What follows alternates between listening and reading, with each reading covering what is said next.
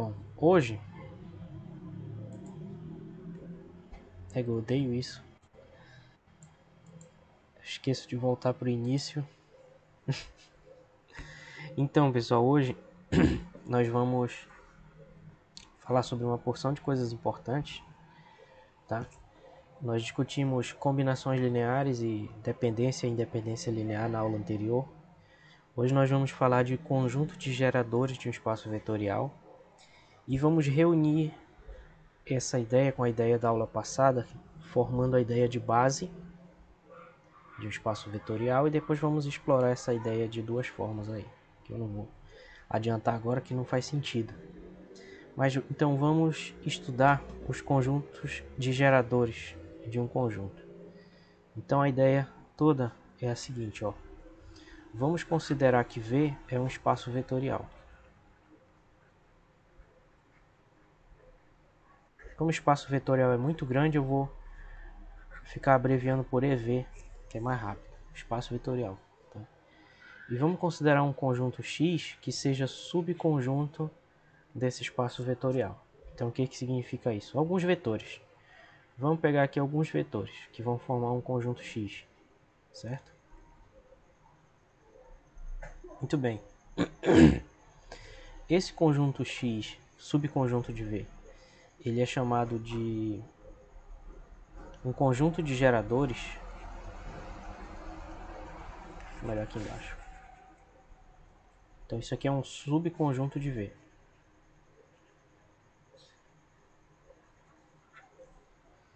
Beleza? Então essas são as condições. Aí o que a definição diz? Ela diz o seguinte, que X é chamado... Boa noite, Jonatas. Boa noite, Caio. Então X é chamado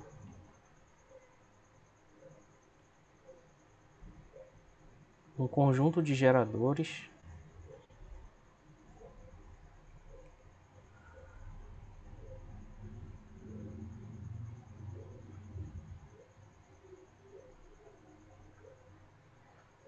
do espaço V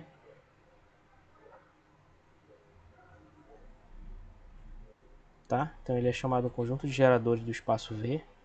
Esse é o nome, conjunto de geradores do espaço V. Se todo elemento desse espaço V, tá?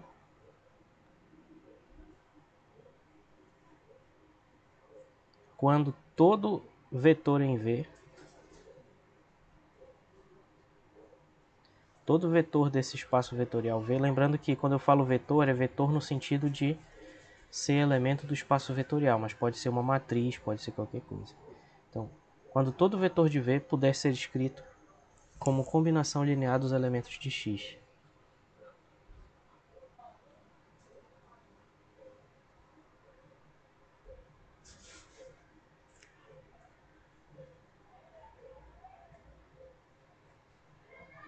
Vou colocar assim, combi linear, mas aí vocês sabem que é combinação dos elementos de X.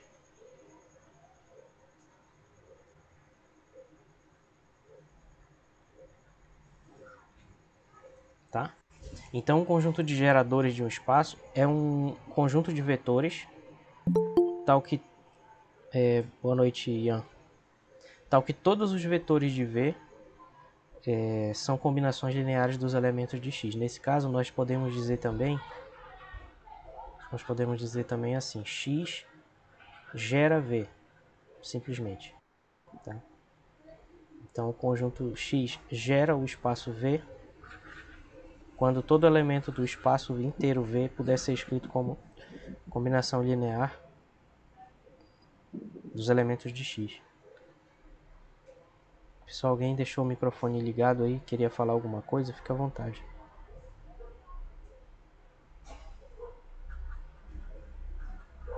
Não? Beleza, pessoal? Que tal essa definição? Deu para entender mais ou menos? A ideia, a gente vai pegar um conjunto X de vetores, e vamos pensar em todas as combinações lineares possíveis deles. Se todas essas combinações lineares possíveis corresponderem ao próprio espaço V, então esse conjunto X gera esse espaço V. A gente vai ver agora uma porção de exemplos. O exemplo 1, nós vamos considerar como espaço vetorial a reta R, tá? Então, e vamos considerar como conjunto de geradores o conjunto formado pelo número 1, certo? Agora nós vamos pegar um vetor X desse espaço vetorial aí. Boa noite, Thalissa. Então isso daqui é um vetor qualquer. Boa noite, Ícaro. Para vocês que chegaram agora, eu acabei de dizer o que é um conjunto de geradores de um espaço vetorial. Então é um subconjunto do espaço vetorial, tal que todos os elementos desse espaço são combinações lineares desse conjunto X. E aí eu estou dando como exemplo aqui que o espaço vetorial seja a reta R e o conjunto de geradores seja o número 1. Então eu mencionei para vocês que o conjunto dos números reais é um espaço vetorial, né? E aí eu vou mostrar para vocês que esse conjunto ele é um conjunto de geradores desse espaço. Como é que eu faço isso? Eu tenho que mostrar que todo elemento desse espaço pode ser escrito como combinação linear dos elementos de X.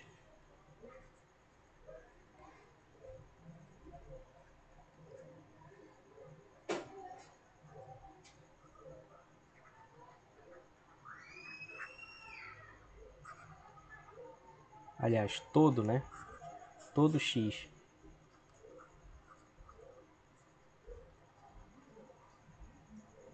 pode ser escrito como combinação linear dos elementos desse conjunto X aí que só tem o número 1. E como é que eu faço isso? X é igual a X vezes 1. Então isso é uma combinação linear, onde esse 1 aqui representa o vetor de X, né? O vetor do conjunto X maiúsculo aqui, e esse x representa a constante C. Então eu escrevi x igual a C vezes esse vetor U aí. Não vamos usar outra letra, senão fica cacofônico. Né? Deu para entender, pessoal? Então, todo número V, todo número x é uma combinação linear do número 1. Deu para entender essa ideia? Onde esse vetor V é o próprio número 1, que é um elemento lá da conjunto x. Certo, pessoal? Vocês estão entendendo? Ou não?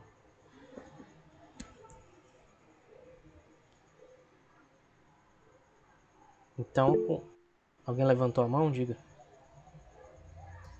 Professor, não entendi essa parte, senhor pode repetir de novo, por favor? Isso aqui? Ou tudo? Só essa parte mesmo aí do X. Pois é, eu tenho que mostrar que todo número real x pode ser escrito como combinação linear do vetor, que na verdade é um número, que é o número 1.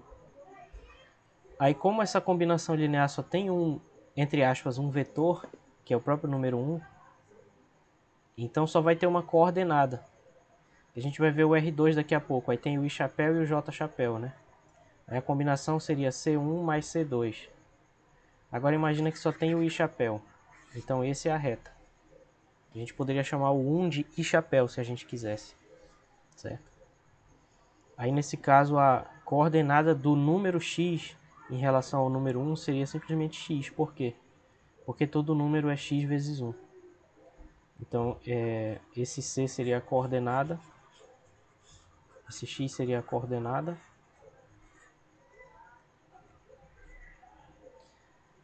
Aliás, o coeficiente da combinação linear, né?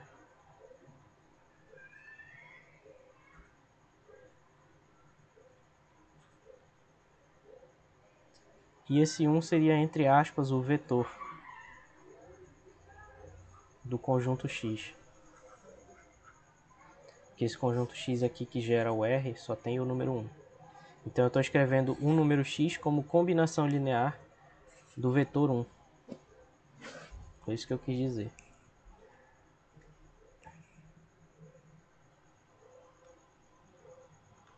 Não sei se ficou mais claro agora. Se ficou igual. Você me diz.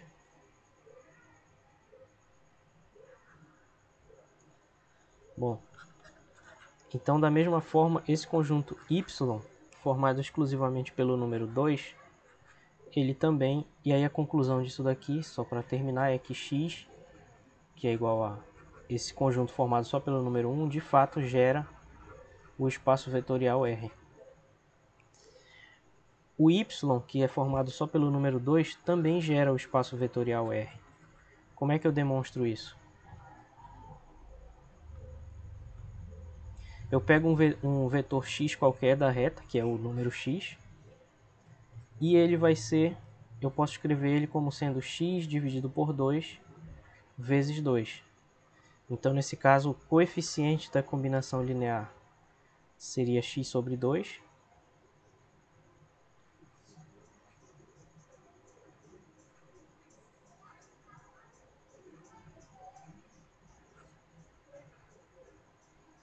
E esse número 2 seria, entre aspas, o vetor 2, por ser o elemento do espaço vetorial, né? A gente chama de vetor, mas é um número, que é o vetor do conjunto x. Então eu estou mostrando que todo número real x pode ser escrito como combinação linear do vetor 2. E, portanto, esse conjunto formado pelo número 2 gera o conjunto de todos os números reais, que é o conjunto R. E da mesma forma, eu poderia considerar um conjunto Z, que é igual a um certo número real A, onde A é diferente de zero. Então, qualquer número diferente de zero, se eu formar um conjunto que só tem esse número, esse conjunto gera o espaço vetorial R, certo? Por quê?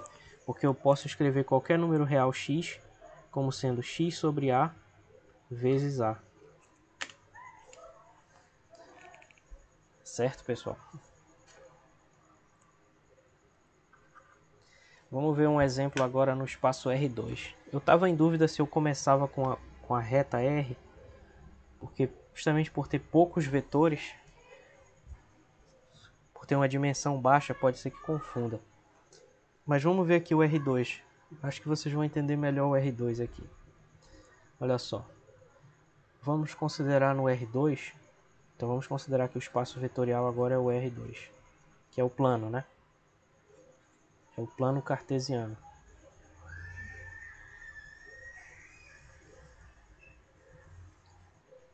Que é a mesma coisa que o conjunto dos vetores do plano.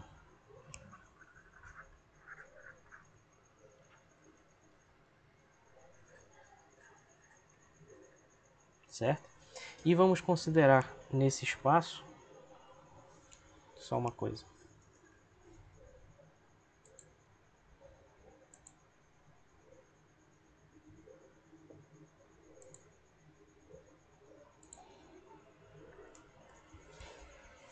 Ia ser legal se desse para fazer isso no quadro de verdade. Copiar e colar. Bom, no R2 vamos considerar esse conjunto X aqui, ó, formado pelos vetores E1 e E2 que vocês já conhecem, mas que eu estou apenas chamando com um nome novo, porque esse E1 é o vetor de coordenadas 1, 0, que vocês já conhecem ele com outro nome, vocês conhecem ele como I chapéu. E o E2 de coordenadas 0, 1, que vocês já conhecem com outro nome, como J chapéu, certo? Esse conjunto, ele gera R2. Por quê? Porque todo vetor de R2 pode ser escrito como combinação linear dos elementos de X. Boa noite. Marcelo levantou a mão, diga.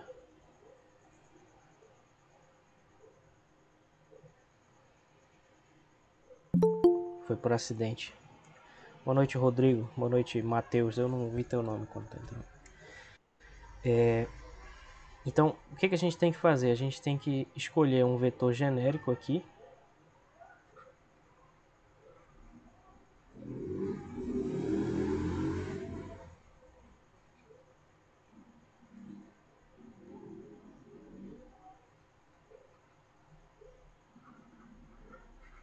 O que é um vetor genérico? é um vetor dessa forma, xy aqui. Podemos chamar ele de U. xy que pertence a R2. E nós temos que mostrar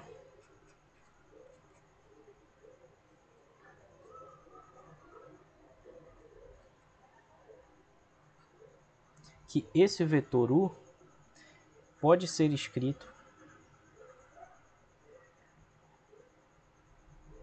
como combinação linear dos elementos do conjunto X.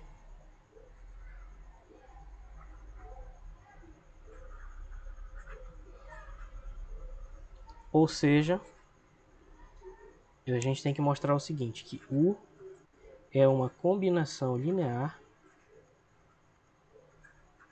de quais vetores que são os elementos de X? E1 e E2. Então é isso que a gente tem que mostrar. E aí a gente vai mostrar que esse conjunto gera o R2.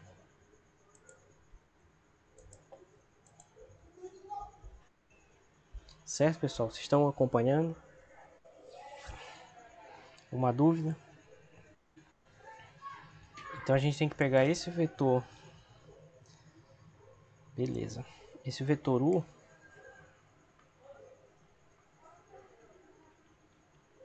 Como é que a gente mostra que ele pode ser escrito como uma combinação linear?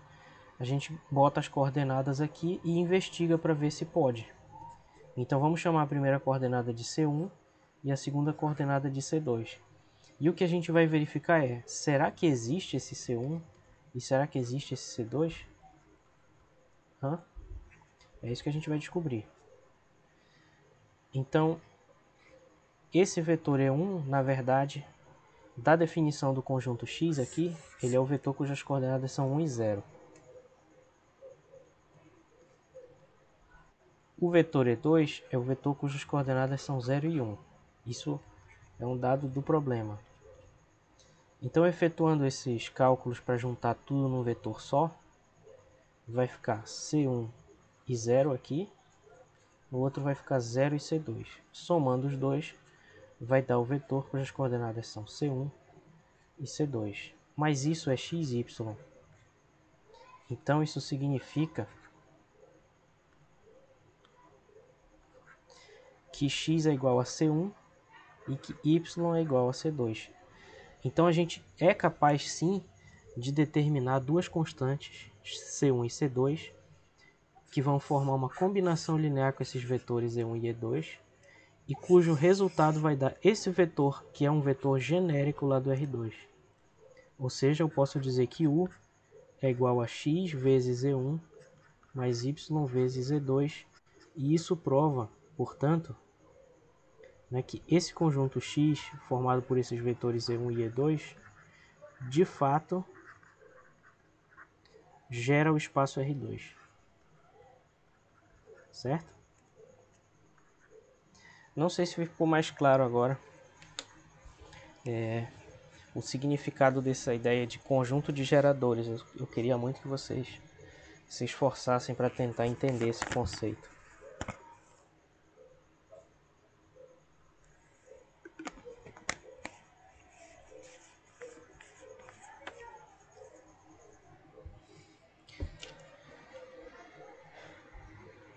Beleza? Deu para entender esse exemplo aí? Alguma dúvida em relação a esse exemplo? Não? Bom, se não há, então vamos ver mais um. Vamos ver o conjunto Y agora, que é definido assim. Y é o conjunto formado pelos vetores 1, 3 e menos 4, 1.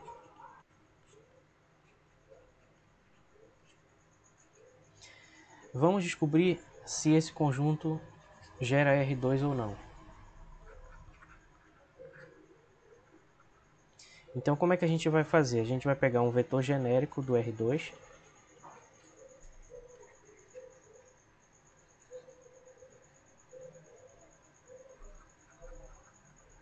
E nós vamos escrever esse vetor como combinação linear dos elementos de Y. Agora eles não têm nomes especiais. Um deles é o vetor 1, 3 e o outro é o vetor menos 4, 1. E vamos investigar agora se existem C1 e C2 que satisfazem essa igualdade.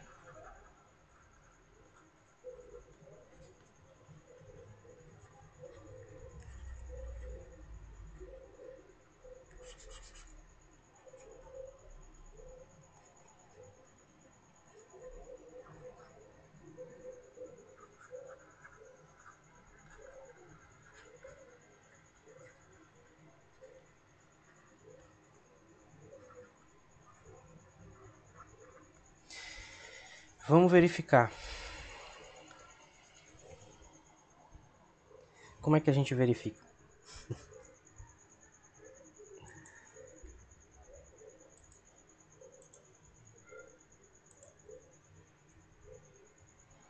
A gente tem que reescrever essa combinação linear para verificar se a gente consegue resolver para C1 e C2.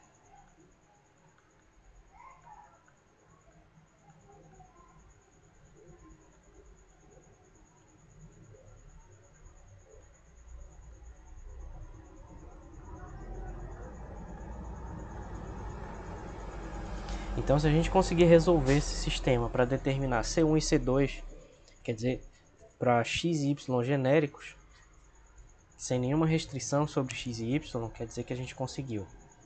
Então, vamos pegar essa combinação linear e vamos trabalhar com ela agora. Então, essa combinação linear, ela diz isso aqui. É C1 vezes o vetor de coordenadas 1 e 3, mais C2 vezes o vetor de coordenadas menos 4 e 1.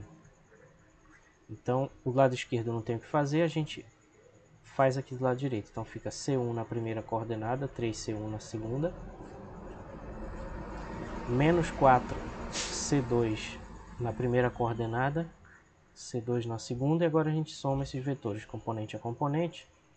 Vai ficar C1 menos 4C2, 3C1 mais C2. Então, isso vai dar XY. Agora a gente tem que verificar se esse sistema tem solução para todo x e y. Então isso aqui vai conduzir a um sistema quando a gente igualar as componentes. Então na primeira vai ficar C1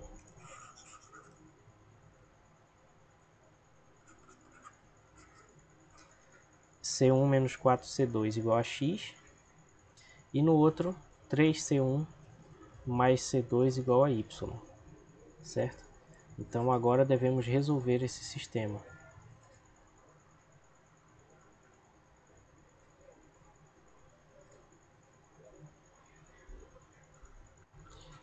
A gente a vida inteira se acostuma, né, a dizer que as variáveis do sistema são x e y. Isso pode confundir quando a gente chegar num exemplo como esse aqui. Porque quando eu digo resolver o sistema, as incógnitas não são x e y. As incógnitas são C1 e C2.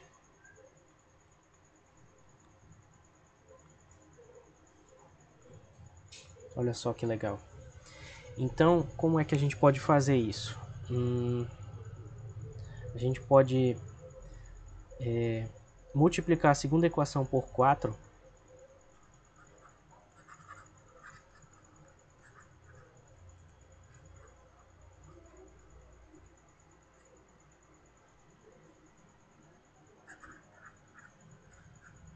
e somar isso com a primeira.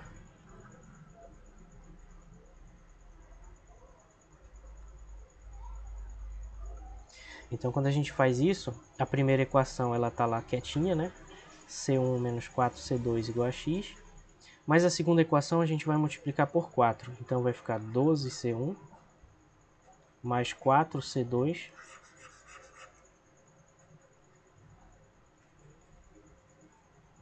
igual a 4y, certo, pessoal? E aí a gente vai somar agora as equações. Então essa daqui é a primeira equação e essa daqui é a segunda vezes 4. Somando vai ficar 13C1, vai cortar esse aqui com esse, e vai ficar x mais 4y. E a gente consegue resolver isso para qualquer x e y? Claro, basta passar o 13 dividindo. Então nós conseguimos determinar o C1. E o x e o y não ofereceram qualquer limitação para isso. Agora vamos ver se a gente consegue determinar o C2 também.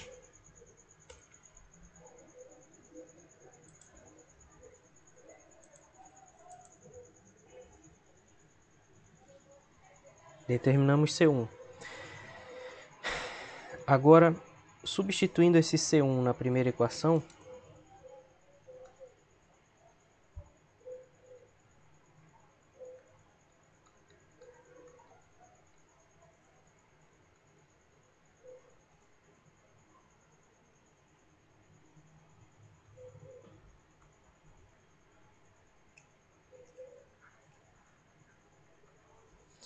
né, a primeira equação ela diz o quê? Que C1 menos 4C2 igual a x.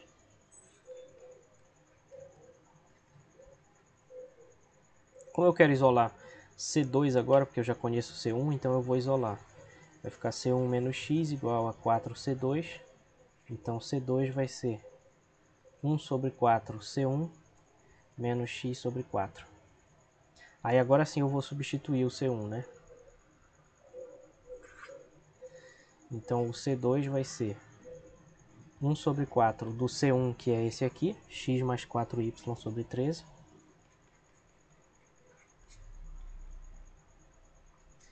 Menos x sobre 4.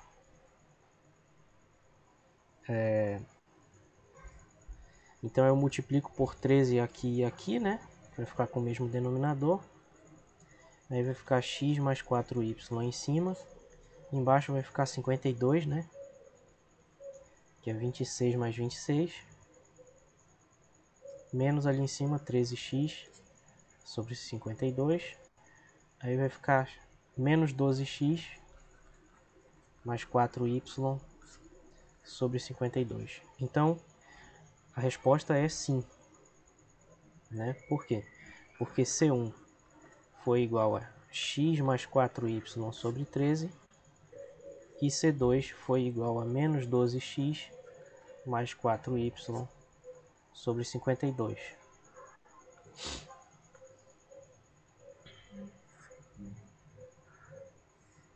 E o que a gente mostrou com isso? Deixa só eu fazer mais um comentário a respeito desse exemplo para a gente entender o que foi feito. Então o que a gente mostrou foi o seguinte, ó.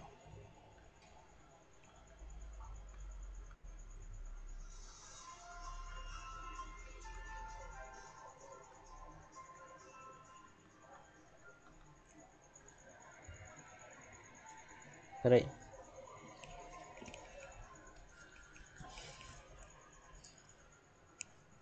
Então a gente mostrou o seguinte, que existe sim esses C1 e C2, tal que essa combinação linear vale, tá? Então o que nós mostramos foi o seguinte, que dado um vetor U de coordenadas x e y de R2 genérico, que significa qualquer vetor,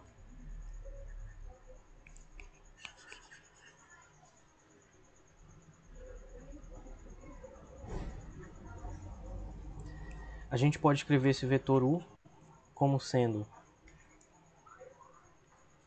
x mais 4y sobre 13 vezes o vetor 1 e 3, mais menos 12x mais 4y sobre 52 vezes o vetor menos 4 e 1. E isso é a combinação linear, C1 vezes 1 e 3 e C2 vezes menos 4 e 1. Né?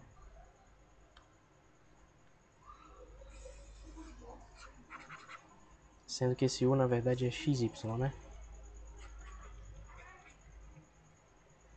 Então isso daí mostra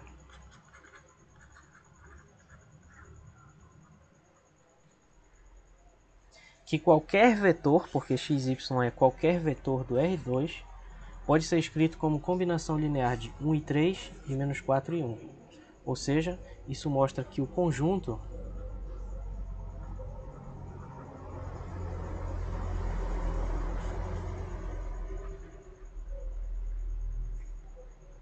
y, formado por esses vetores aí, gera o espaço R2.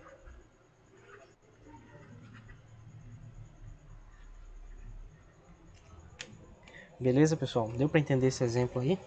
Alguma dúvida em relação a esse exemplo?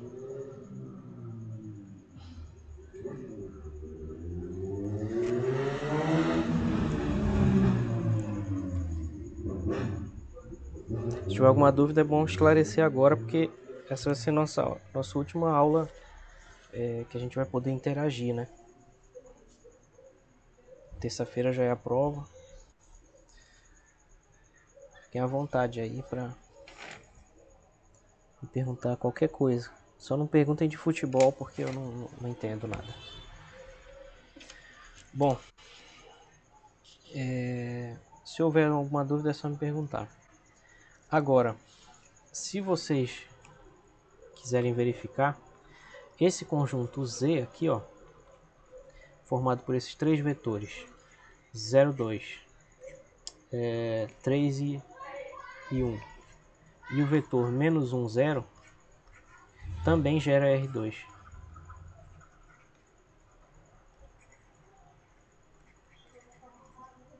Olha só que fato curioso. Então, esse conjunto aí também gera R2, e eu vou deixar isso como exercício para vocês. Será que eu deixo como exercício? Ainda falta muito. Alguém levantou a mão? Diga. E, professor, as coordenadas a gente pode colocar como vetor, só para não confundir na hora de fazer a combinação linear. Tu quer colocar a coordenada como vetor? O que seria a coordenada? C1 e C2? É. Não pode. Não pode porque elas não são vetores, elas são escalares. Boa noite, Daniel.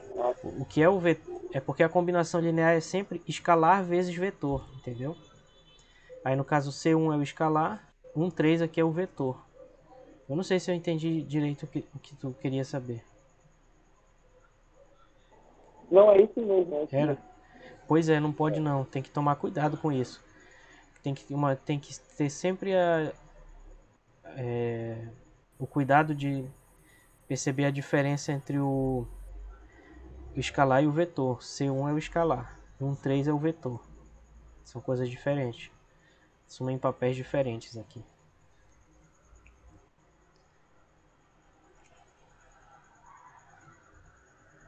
Bom, aí tem como verificar que o Z também gera R2. Nesse caso, o que a gente tem que fazer? Tem que ver se a gente consegue determinar três constantes, C1, C2 e C3, né? Tal que essa combinação linear aqui seja válida, né? Então, nesse caso, isso levaria a um sistema. Eu vou fazer rapidinho aqui para vocês. Então, ficaria assim, 3C2 na primeira, menos C3, e na outra ficaria 2C1 mais C2. Né? Então, o sistema seria 3C2 menos C3 igual a X, e 2C1 mais C2 igual a Y. Então, nesse caso, como tem três incógnitas e duas equações, ele vai ter infinitas soluções, provavelmente. Né? Deixa eu ver se eu consigo resolver rapidinho. Se multiplicar a segunda por menos 3, por exemplo,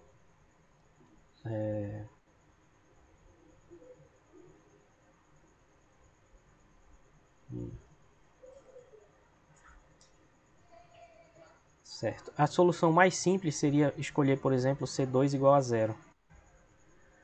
Tá? Se a gente escolher C2 igual a 0, aí o C1 vai ser Y sobre 2 e o C3 vai ser menos X.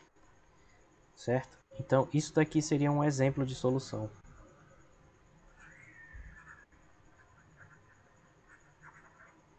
Porque como vai ter três incógnitas e duas equações, ele vai ter infinitas soluções, então eu posso fixar uma constante aqui. Tá? Mas isso é um exemplo bem específico. Vamos ver um exemplo mais interessante. agora, que é, por exemplo, o seguinte, ó. Vamos considerar como espaço vetorial agora o conjunto das matrizes de ordem 2 por 2, certo? Então, esse conjunto bem aqui, X, que eu vou escrever, ele gera esse espaço.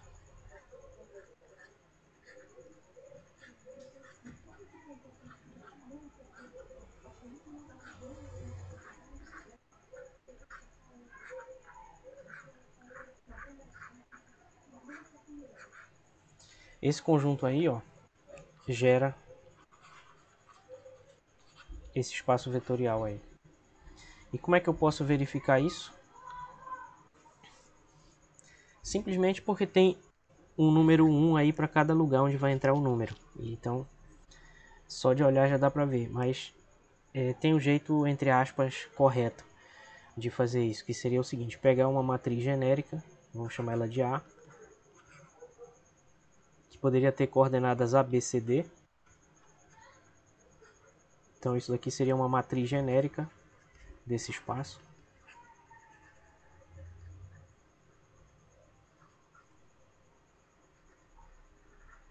Do espaço V, que é o M2 por 2, né?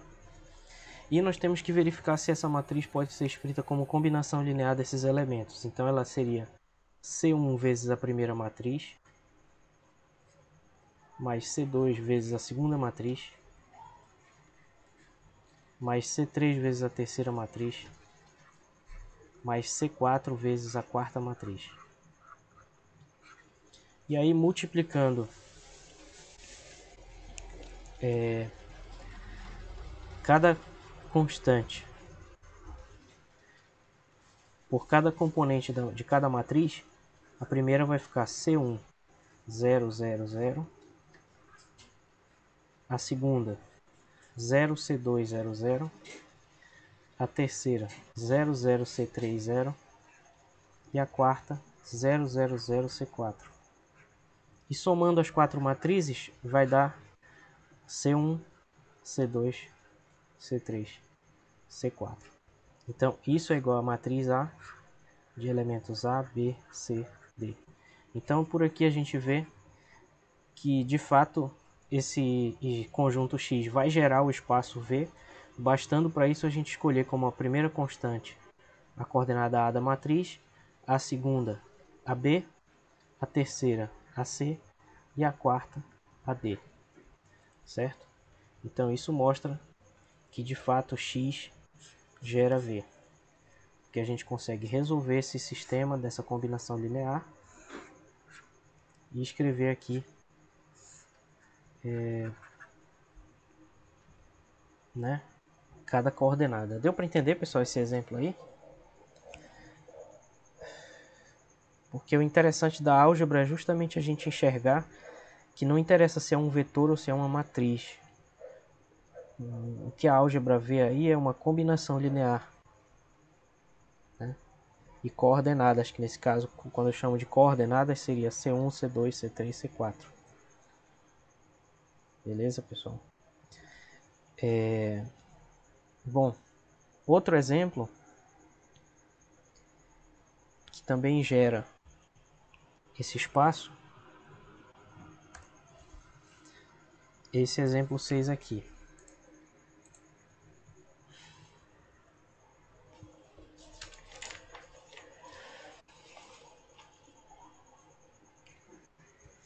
Esse exemplo 6 aqui, ó.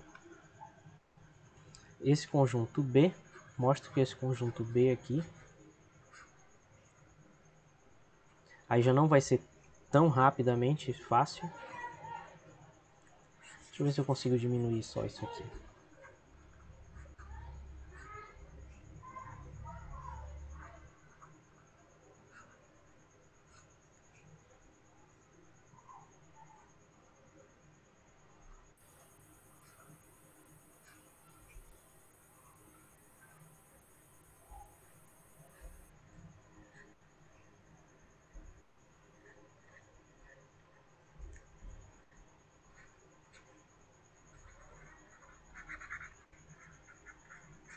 Mostra que esse conjunto B, formado por essas quatro matrizes, gera M2 por 2.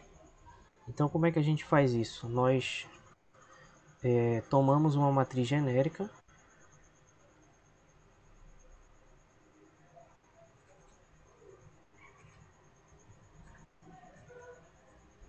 ou arbitrária, né?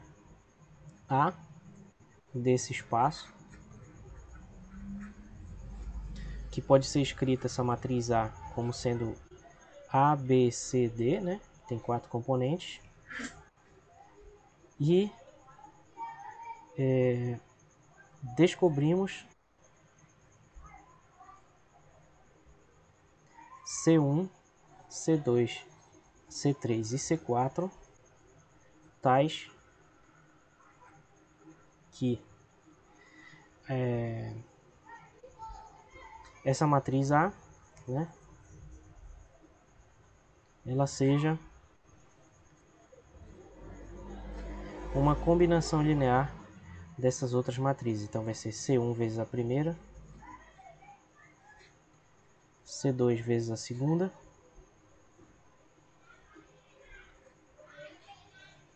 C3 vezes a terceira. Deixa eu só apagar aqui que não vai ter espaço.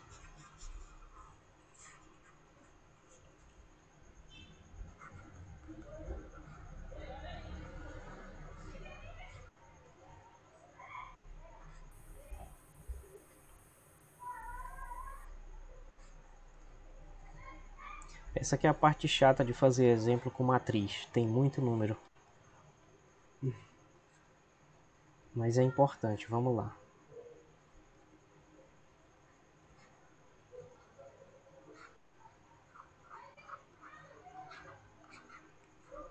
Então vamos ver se a gente consegue descobrir 4 constantes C1, C2, C3 e C4 em função de A, B, C e D que satisfazem essa condição. Então basta a gente trabalhar com esse lado direito aí. Então vai ficar 2C1, 00C1 mais 0 menos 5C2, 00. Na outra 0, C3, 2C3, 0. E na última 0007C4.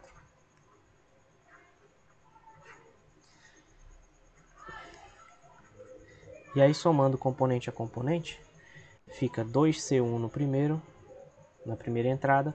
Na primeira linha, segunda coluna, vai ficar menos 5C2 mais C3. Na segunda linha, primeira coluna, vai ficar 2C3. E na segunda linha, segunda coluna, C1 mais 7C4.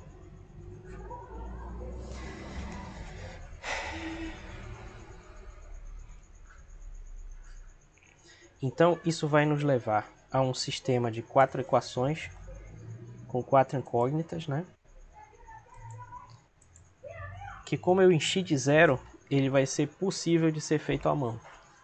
Por isso que tem um monte de zero aí para facilitar, porque senão ia ser muito complicado. Então agora a gente tem que igualar essas duas matrizes. Como é que a gente iguala duas matrizes? A primeira linha, a primeira coluna, vai ser igual à primeira linha, a primeira coluna. Então A vai ser igual a 2C1.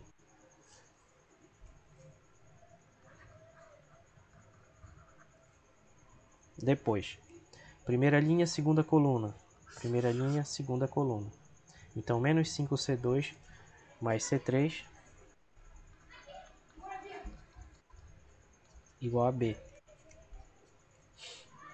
Depois, C vai ser igual a 2C3.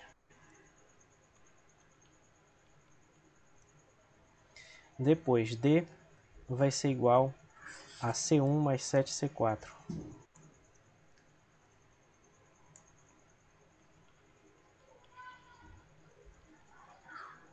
Certo? Agora nós temos que resolver esse sistema para determinar C1, C2, C3 e C4.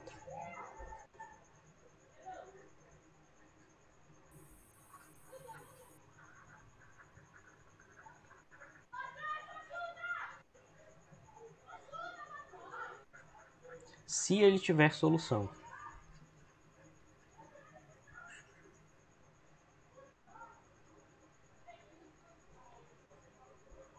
né, se existirem esses números. De fato, pegando a primeira equação, nós vamos chamar de equação 1, 2, 3 e 4. Tá? Então, da equação 1, nós encontramos C1.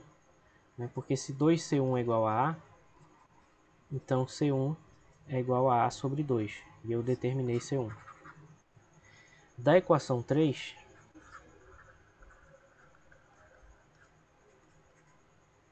eu tenho que 2C3 igual a C. Então C3 é igual a C sobre 2 e eu determinei já C1 e C3. Tá? Então, da equação 2, né, eu vou determinar o C2. Por quê? Porque menos 5C2 vai ser igual a B menos C3. Né? E a gente vai precisar de mais um slide aqui.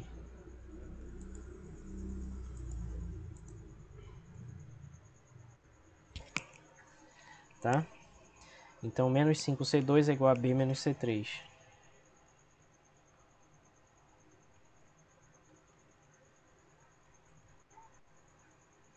Só que C3 eu já determinei, é C sobre 2. Então vai ser B menos C sobre 2. Aí eu passo menos 5 dividindo, então C2 vai ser menos B sobre 5 mais C sobre 10. Isso determina C2. Agora, da equação 4, eu posso isolar o C4, que é o único que está faltando.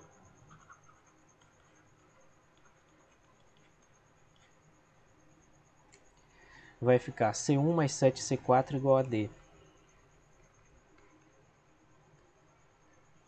Então, 7C4 igual a D menos C1.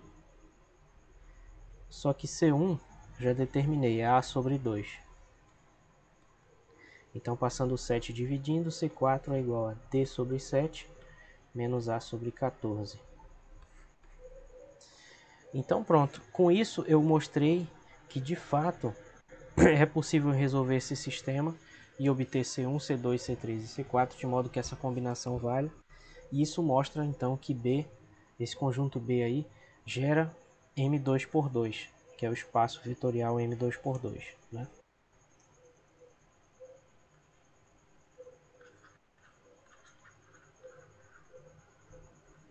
Então, isso mostra que o conjunto B gera o espaço vetorial M2 por 2. Beleza? Ok, pessoal.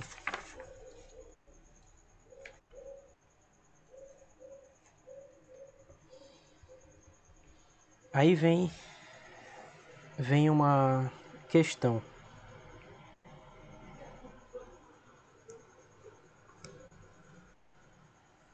A questão é a seguinte.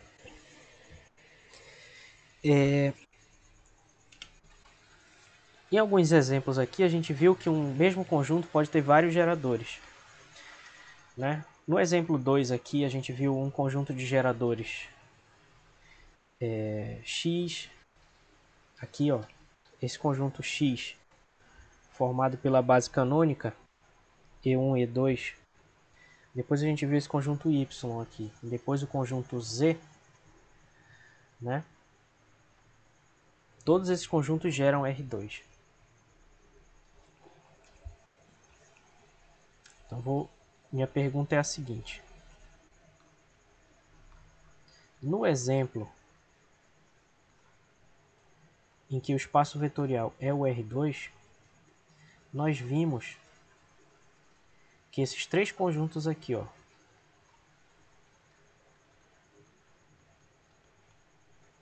esse aqui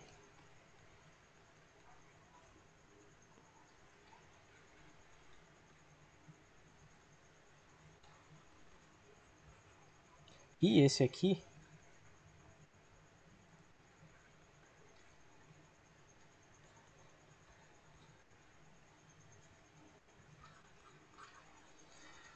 todos esses aí geram R2.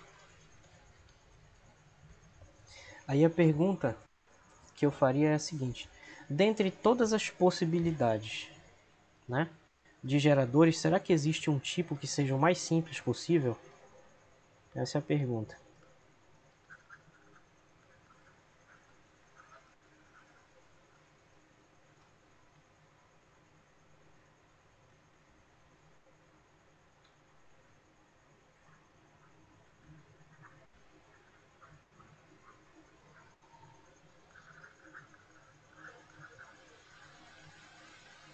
Então, dentre todos os conjuntos que geram um espaço vetorial V, será que existe o mais simples?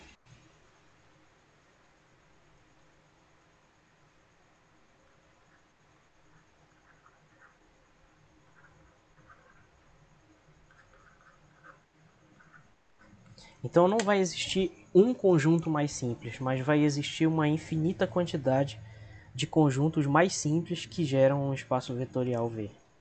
Todos eles vão ter uma coisa em comum. Vão ter duas coisas em comum, né?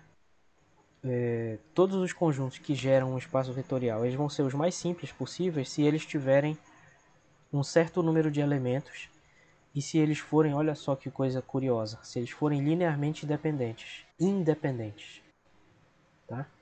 Então, quando um conjunto gera um espaço e é linearmente independente, ele é o tipo de gerador mais simples que existe, certo? E esse tipo de gerador mais simples que existe é chamado de base do espaço vetorial, certo? E é o que nós vamos estudar agora. Então, só concretizando o que eu já falei, vamos refraseando, nós temos essa definição aqui, ó. Uma base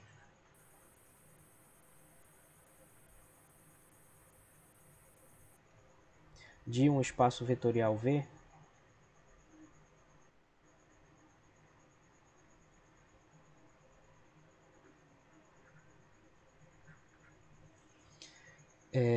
é um conjunto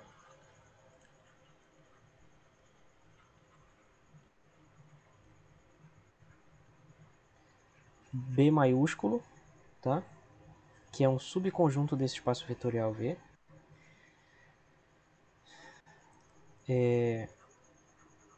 que é linearmente independente, mas que, além disso, gera o espaço V, certo?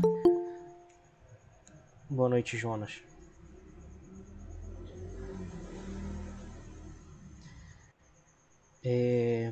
Então, resumindo, a base é um subconjunto do espaço vetorial V que satisfaz duas coisas. Primeiro, ela é Li, e segundo, ela gera o espaço V, certo? Então, B é Li e B gera V. Então, para mostrar que um conjunto é uma base de espaço vetorial, a rigor a gente tem que mostrar que ele é linearmente independente, esse conjunto, e que ele é um conjunto de geradores, ou seja, ele gera o espaço vetorial V. Certo?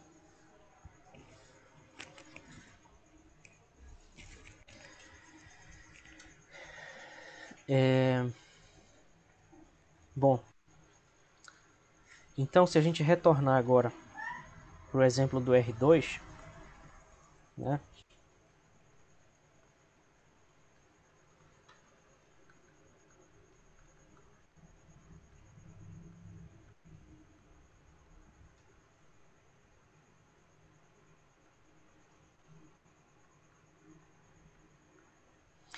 Nós vimos que existem esses três conjuntos de geradores aqui. X, vou ter que escrever de novo porque eu não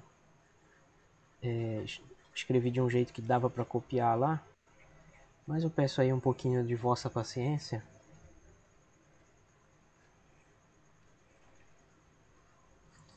Não sei quantos de vocês ainda estão assistindo, mas tá bom.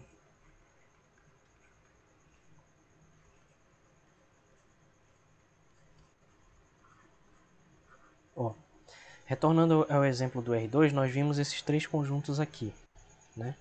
Então nós vimos que todos eles geram R2.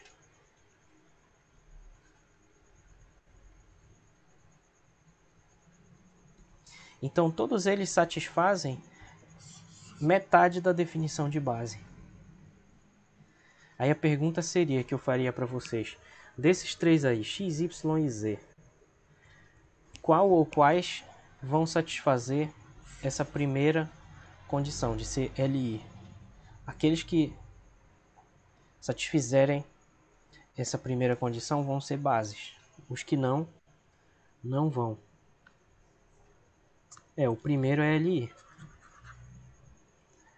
E o segundo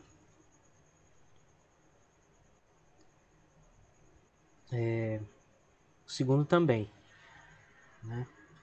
Como é que eu sei disso? É porque só tem dois. E quando só tem dois, ele vai ser LI, ele vai ser LD apenas se um for múltiplo do outro. Então, como eu estou vendo que esse aqui não é múltiplo desse, eu já sei que ele vai ser LI. Então, dentre esses aí, olha, x e y são linearmente independentes, que vocês podem verificar, né? Enquanto que z é LD, coisa que vocês podem verificar também. Então isso significa o quê? Significa que x e y são conjuntos que geram R2 e que são LI, portanto eles são bases de R2.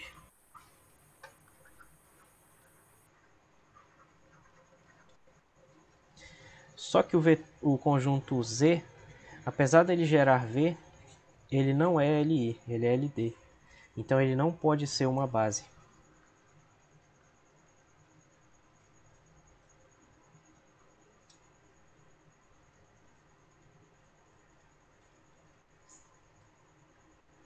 Por quê? Porque ele é LD.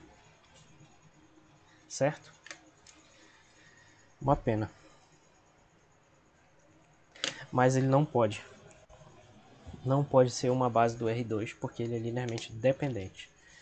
Pessoal, seria importante se vocês me dissessem se vocês estão entendendo, ao menos parcialmente, esse conceito de base. Tá dando para entender?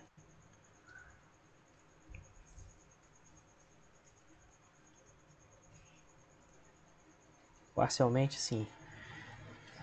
Mais ou menos. Bom, eu já vou adiantar uma coisa para vocês então. Essa base X é a mais importante de todas, porque ela é chamada de base canônica. Por que ela é a mais importante? Porque é a mais simples.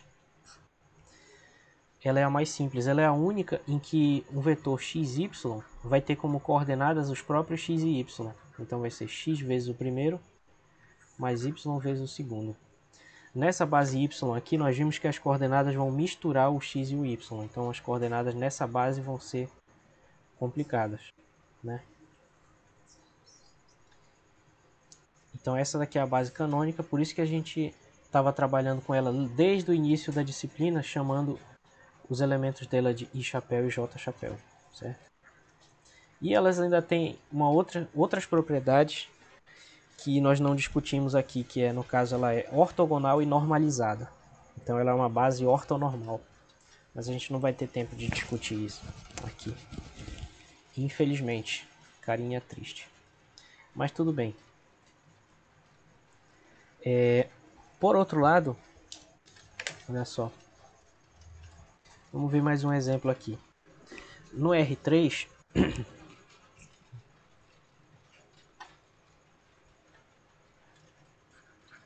eita.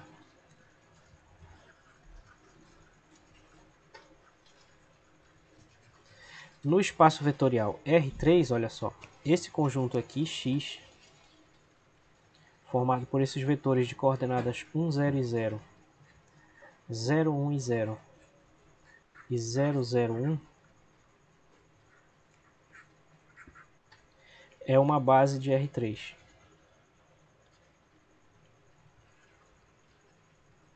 Que também é chamada de base canônica de R3.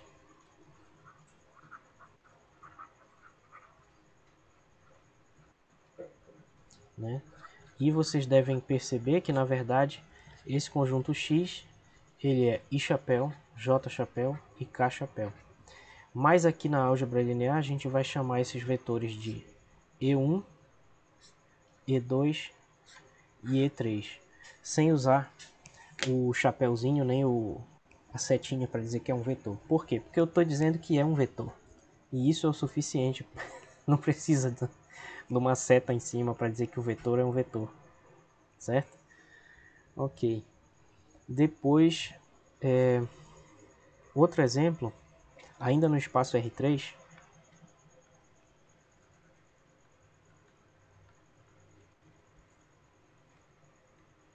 esse conjunto Y aqui, ó, notem, ó, 1, 0, 1, 0, 1, 1.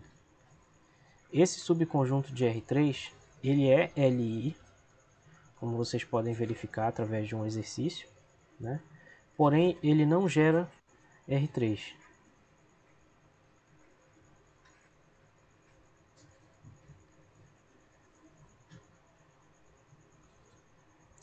Então ele é linearmente independente, mas ele não gera R3. Então isso significa que não pode ser uma base.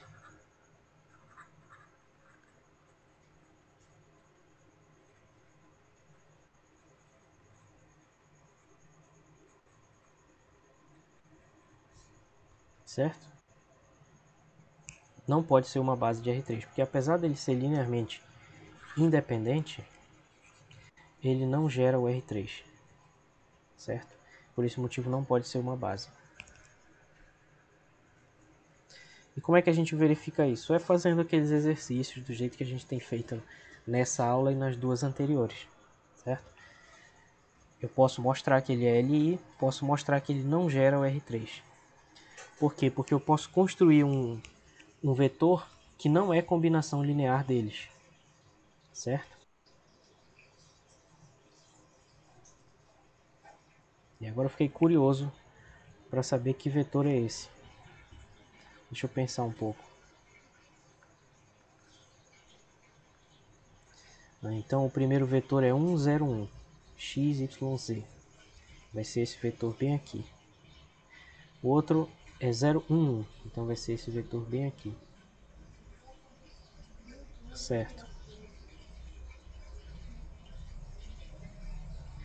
Então esses vetores eles vão gerar um plano, por exemplo, o I chapéu, esse daqui, não pode ser escrito como combinação linear desses elementos aí. Né? A gente pode tentar o quanto quiser, mas não vai dar. Certo?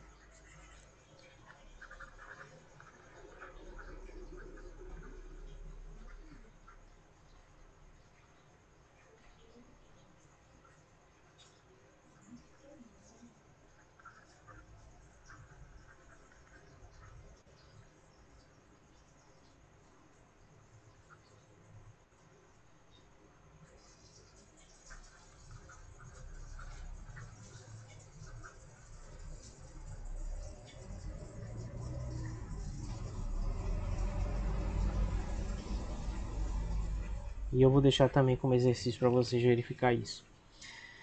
Por quê? Porque eu quero focar agora no exemplo 10. Tá? O exemplo 10 ele é parecido com o exercício 5 da prova de vocês. Certo? E o exercício 10 ele diz o seguinte: mostre que esse conjunto B, bem aqui,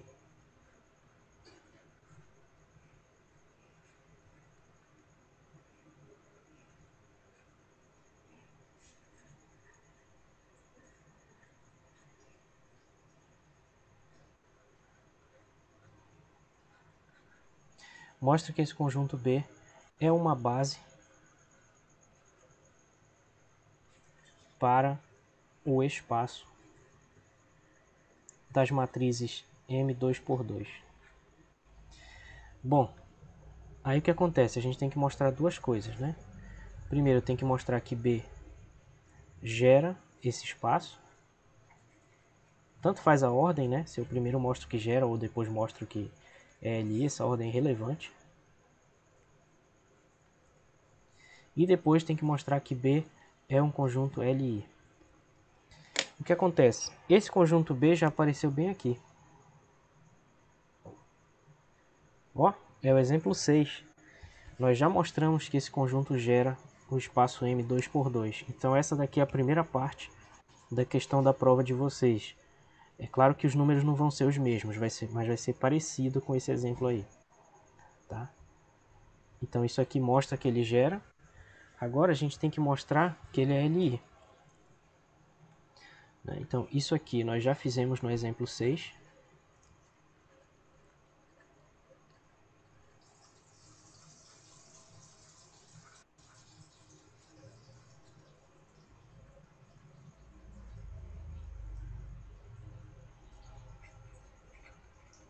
Isso aqui nós vamos demonstrar agora, né?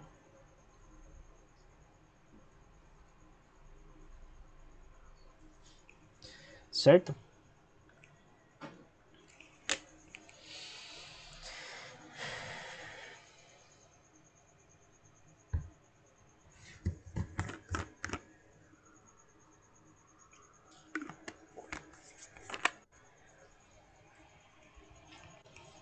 Então nós temos que mostrar que esse conjunto é LI. Como é que a gente faz isso? A gente toma uma combinação linear dos elementos dele igual a zero.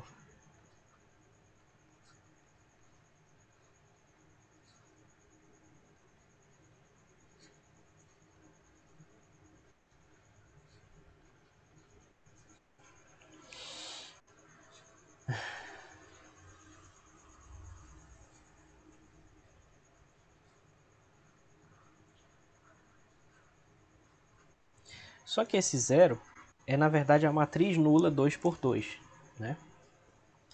Então aqui vai ficar 2C1, 00C1. Na outra 0, menos 5C2, 00. Na outra 0, C3, 2C3, 0. E na última 0, 0, 0, 7C4. Isso dá 0. Então somando tudo, fica 2C1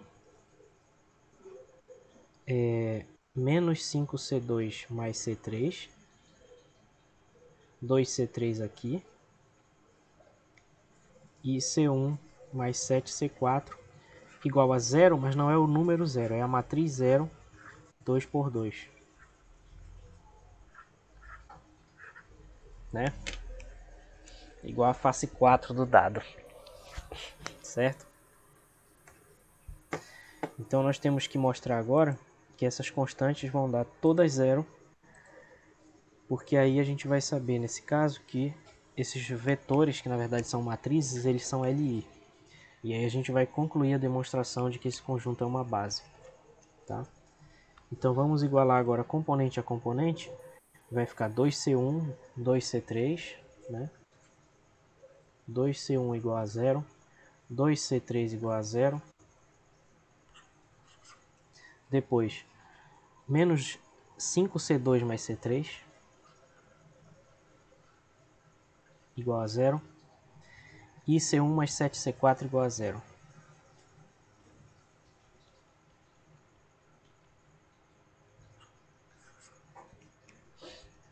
Aí vamos resolver. Da primeira equação, passando 2 dividindo, eu sei que C1 vai ser 0. Da segunda equação, passando 2 dividindo, C3 é igual a 0.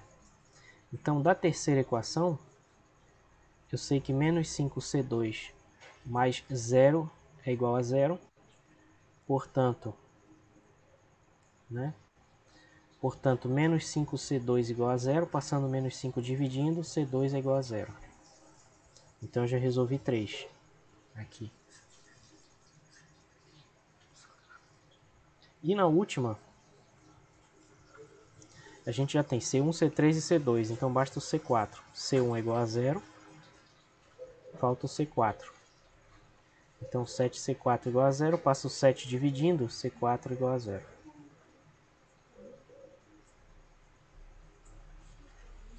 Então com isso a gente mostrou que C1 é igual a C2, que é igual a C3, que é igual a C4, que é 0.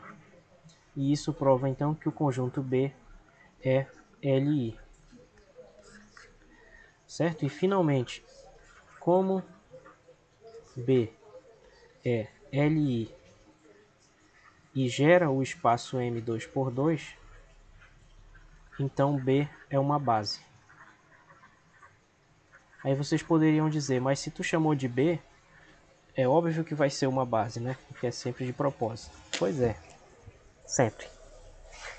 Então na prova vocês podem escrever como começou com a letra B, deve ser uma base. Beleza?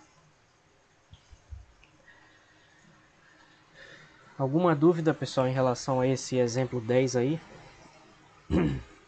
Por enquanto? Confia.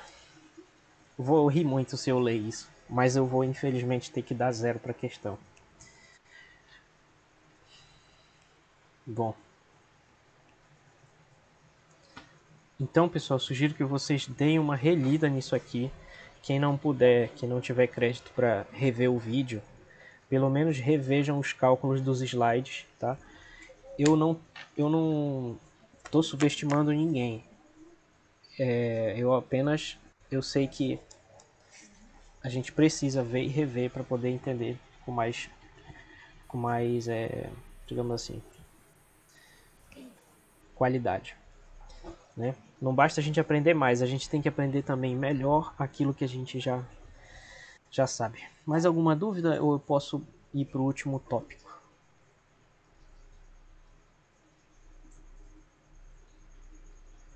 Não? Ok.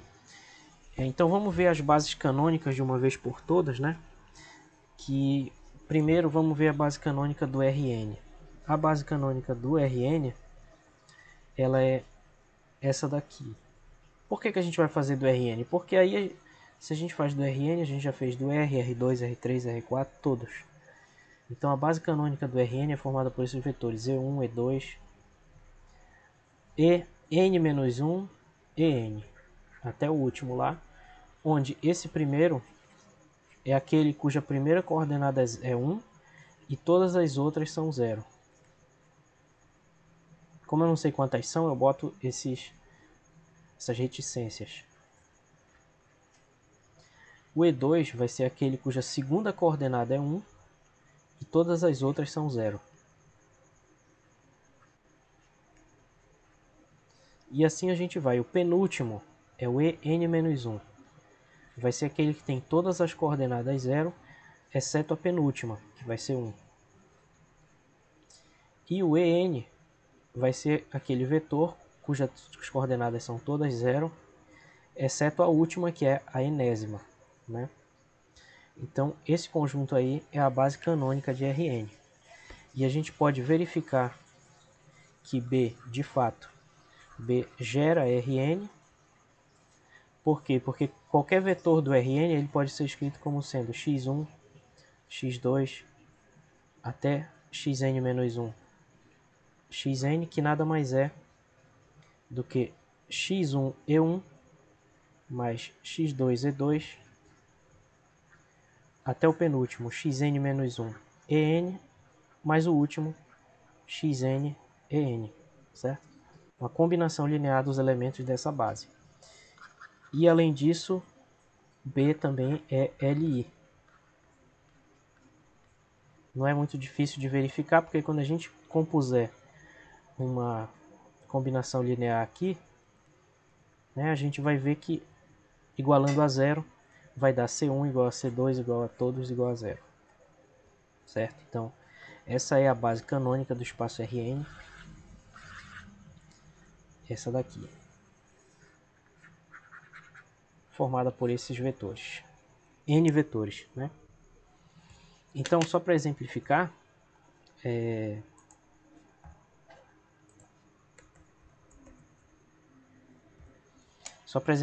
então, né? Se n é igual a 1, essa base canônica vai ser o número 1, que é a base canônica do R, né? Que foi o primeiro exemplo que eu dei hoje, que não sei se explicou ou confundiu. Se o n for igual a 2, essa base canônica vai ser os vetores 1, 0, 0, 1 do espaço R2, né? Se n for igual a 3,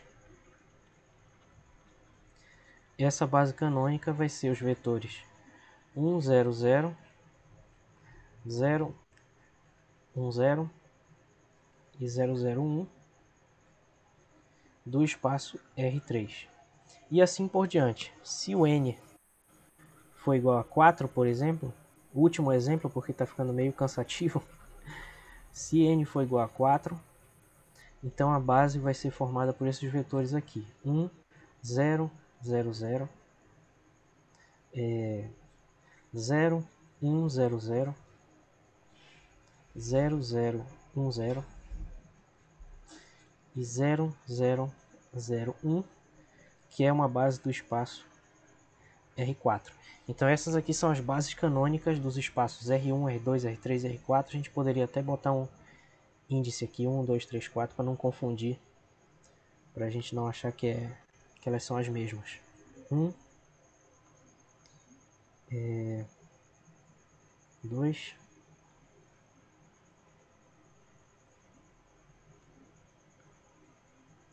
3 e 4. Beleza, pessoal?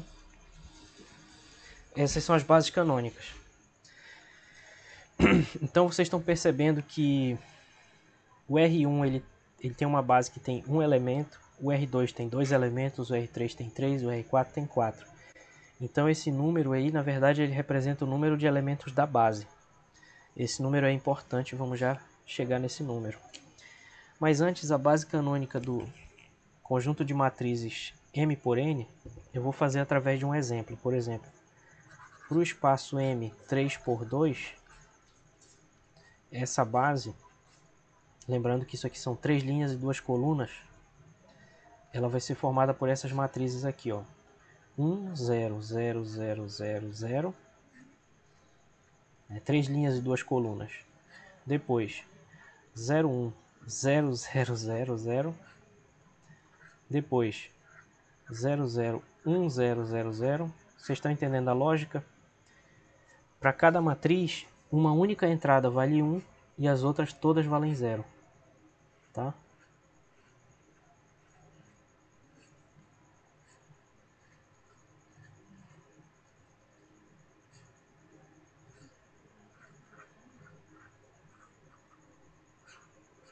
Então, esse conjunto B aí é uma base, é a base canônica desse espaço M 3 por 2, né? Por quê? Porque ele é LI e ele gera esse espaço. Isso pode ser verificado, tá? Agora,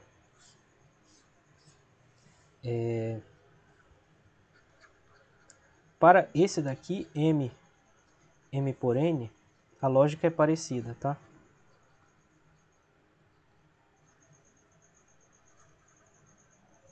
Na verdade, a lógica não é parecida. Os elementos são parecidos, a lógica é a mesma. E nesse caso, a base ela vai ter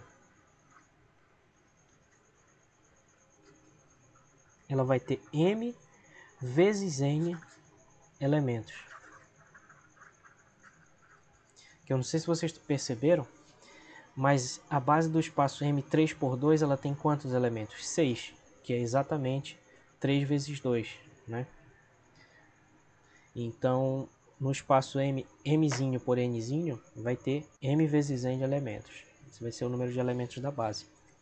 Esse número de elementos da base é uma grandeza muito importante que é chamada dimensão do espaço.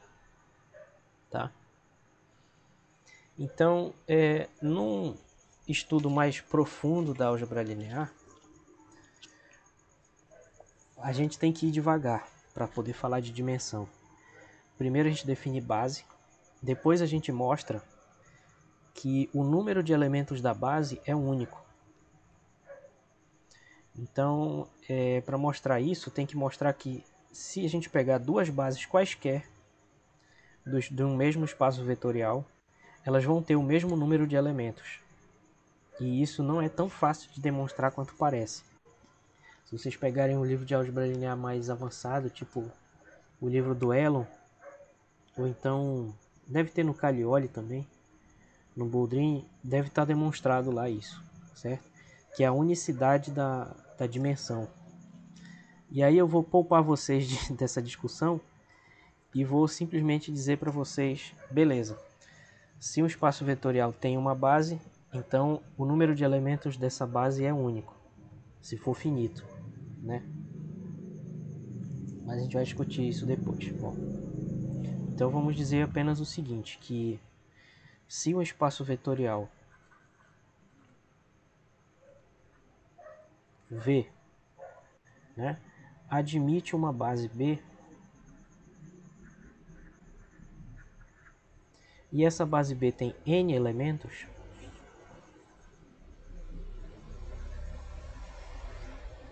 então esse número n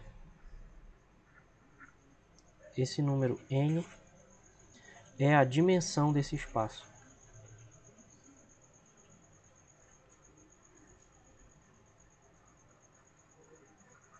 E a gente escreve assim, n é igual a dim de V, certo? Então n é a dimensão de V. Ok, pessoal? N é o número de elementos da base. O número de elementos da base é a dimensão do espaço. Então, se eu estou dizendo para vocês que quando o espaço vetorial tem uma base, todas as bases têm o mesmo número de elementos, então basta eu escolher qualquer uma, certo? Então, por exemplo, para o Rn, qualquer que seja o n, olha só que coisa bonita que eu vou escrever. A dimensão de Rn é igual a n. Certo? Isso significa o quê? Significa que a reta real tem dimensão 1. Né?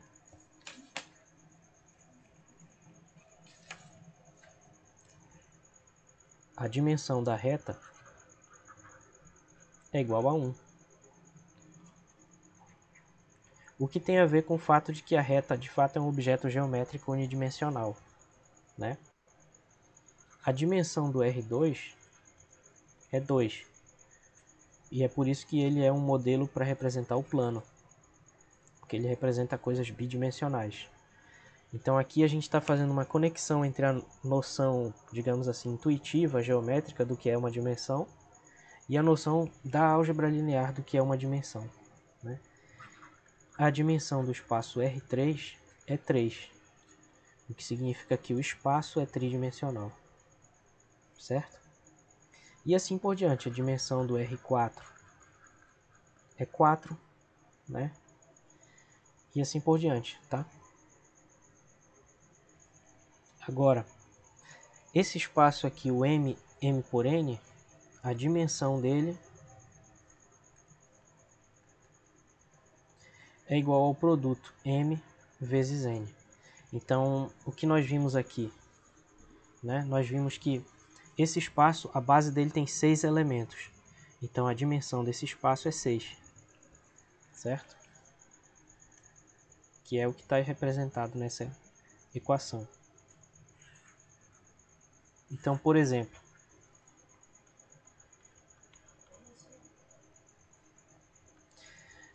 o espaço das matrizes quadradas 2 por 2 tem dimensão 2 vezes 2, que é 4. O que significa que qualquer base desse espaço tem que ter 4 elementos.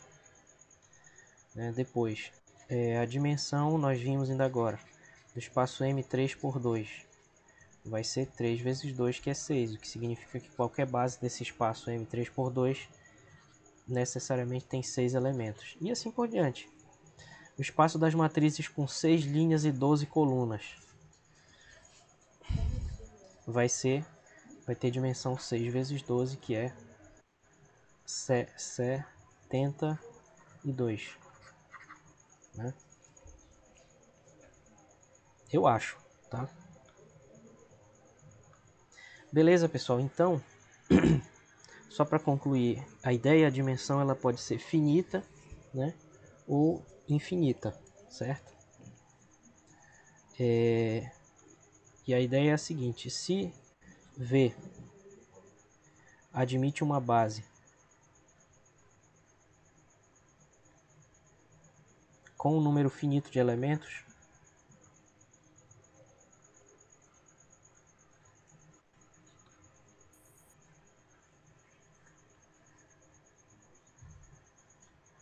nós dizemos que V tem dimensão finita, né?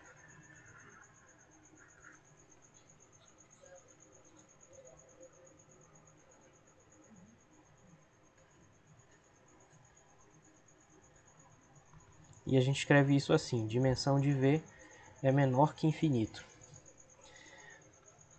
Caso contrário,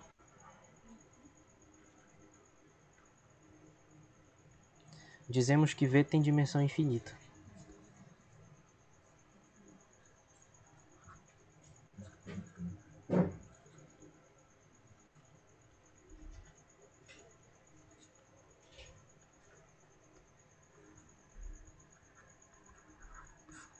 Eu não sei se é certo escrever que a dimensão é igual a infinito, mas ela tem dimensão infinita. E aí um exemplo que eu posso mostrar para vocês é o R infinito. Certo? O que é o R infinito? É o conjunto formado por todas as sequências de números reais. De números reais x1, x2, x3 e assim por diante. Infinitas coordenadas aqui, esse produto cartesiano, sendo que todas elas, xj, são números reais. Tá? Então esse espaço aqui ele tem dimensão infinita.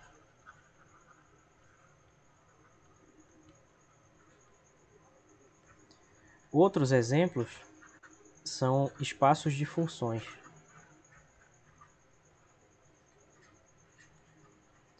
Eu infelizmente não vou ter tempo de discutir com vocês aqui na nossa disciplina, que também ficaria bastante complicado discutir isso aqui, mas existem os espaços de funções, né, que são espaços vetoriais em que os elementos são funções, e esses espaços eles são estudados por uma disciplina chamada análise funcional.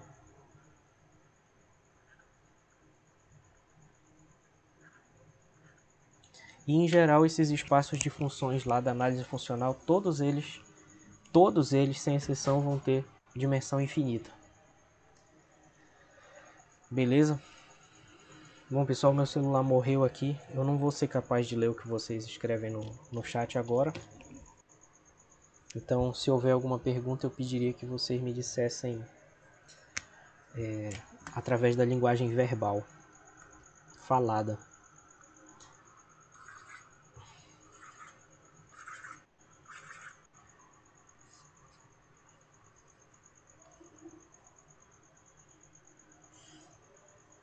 Beleza? Porque senão a gente acabaria por aqui. Eu vou só dar uma dica para vocês, olha só, para facilitar. Lá nos primeiros exemplos de hoje, né, a gente viu o seguinte, ó. Vamos supor que a gente queira ver aqui se esse conjunto gera o R2. Se ele é um conjunto LI e ele tem dois elementos, existe um teorema lá da álgebra linear que diz que ele vai ser uma base. Então, se ele é uma base, ele gera o espaço. A mesma coisa valeria aqui. Ó. Se a gente tem dois elementos e eles forem LI, então eles vão ser uma base, por quê? Porque a dimensão do espaço é 2. E não pode existir um conjunto LI com mais do que dois elementos. Certo? Isso são coisas que a gente não vai ter muito tempo de discutir aqui. Mas aí, no caso, vocês teriam alguma questão por enquanto?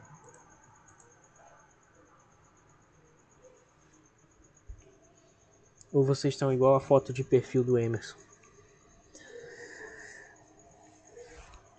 Por favor, me digam que não. Oi. Voltando na questão dos geradores, são os elementos que vão gerar um espaço, ou é o espaço que gera os elementos para poder gerar um gerador? Desculpa se eu confuso. Não achei confuso não, achei ótimo a tua pergunta, agradeço pela tua pergunta. Deixa eu pensar em como responder. É que é assim, a gente não pode se deixar levar pelo nome das coisas. A Eu acho que eu primeira... levei muito pé da letra o nome Oi? gerador. Acho que eu levei muito pé da letra o nome gerador. Pois é, tem que tirar um pezinho só da letra, não muitos. Que é tipo o seguinte, ó. A primeira coisa que vai ser dada é o espaço vetorial.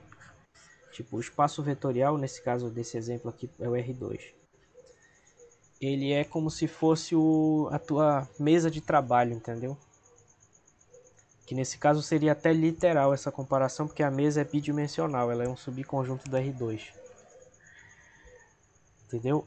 Aí nessa mesa de trabalho, que é o R2, tu vai escolher alguns elementos para formar um conjunto, nesse caso Y. Então esse conjunto ele já estava presente aqui em cima, quando tu montou o espaço. Ele já está lá no espaço. Aí quando a gente diz que ele gera, é gerar no sentido de varrer o espaço, entendeu? Tu pode varrer o espaço inteiro, R2, só fazendo combinações lineares desses dois aí. Seria mais ou menos essa a ideia. Então não é que eles vão produzir o espaço, não é nesse sentido que significa gerar, mas é no sentido de que eu posso obter qualquer elemento desse espaço a partir apenas desses dois aqui. Esse é o sentido de gerar. Eu só Ah, preciso ter esses dois. Quer dizer, entendi. eu poderia construir esse espaço tendo para isso apenas esses dois elementos. E aí eu poderia construir esse espaço. E como é que eu faria isso? Criando combinações lineares desses dois elementos. Esse é o sentido E de gerar. professor, Hum. só para finalizar, as constantes, no caso, né, para poder efetuar as combinações lineares, também Hum. é um espaço vetorial, né? Não é um Não, sub, não? não. As constantes a gente chama de coordenadas. Porque tu tem um vetor, nesse caso aqui desse exemplo, que está aí na tela. O vetor é o U, que é esse vetor aqui, né? Aí o que acontece? Nessa base Y, ele tem duas coordenadas, que vão ser C1 e C2. Né? Assim como se fosse na base canônica, as coordenadas seriam X e Y, né? Que a gente marca lá no plano. X e Y. Né? E vai ter o vetor U aqui. Só que aí nessa base, as coordenadas seriam outras. Talvez se eu fizer um desenho fique mais claro o que eu quero dizer. É tipo isso aqui, ó. Vamos supor que U é esse vetor aqui, 2 e 3, né? Então ele vai estar bem aqui. Esse é o vetor U. As coordenadas dele na base canônica são 2 e 3. Né? Porque esse aqui é o I chapéu, esse aqui é o J chapéu. Mas se eu escolhesse como base agora, por exemplo, se eu escolhesse esse vetor aqui e esse outro vetor, aí as coordenadas de U nessa base, que eu poderia chamar esse aqui de sei lá, de vetor V1 e esse aqui de vetor V2. Eu posso escrever o U como combinação linear desses dois. Como é que eu faço isso? Deixa eu fazer um V2 menor aqui, senão vai confundir.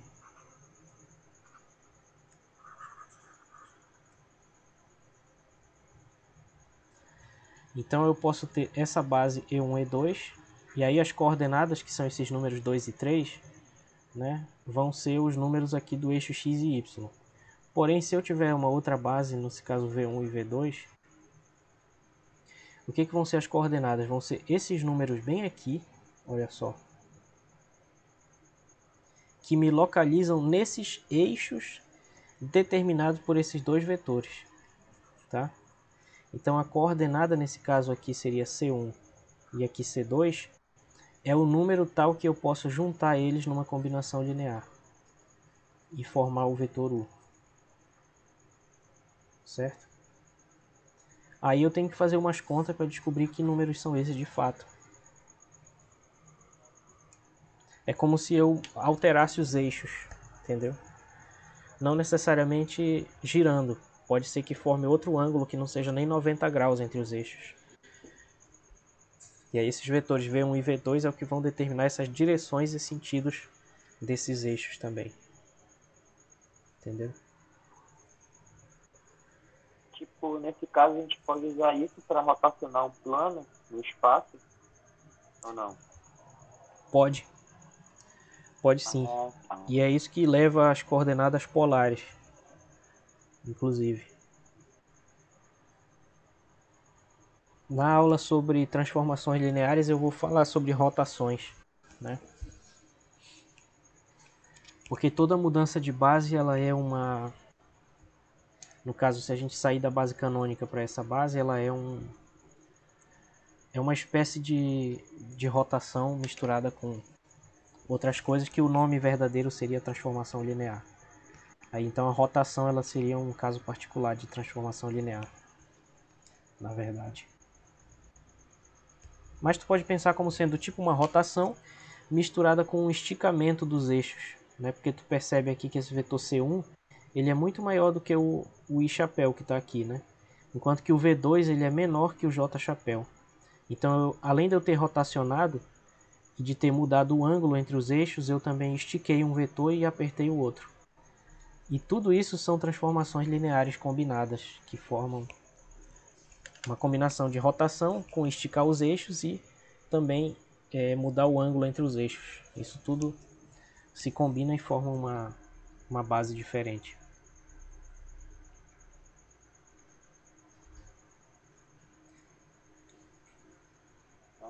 Isso é legal e confuso, mas vou dar mais uma olhada. Pode crer.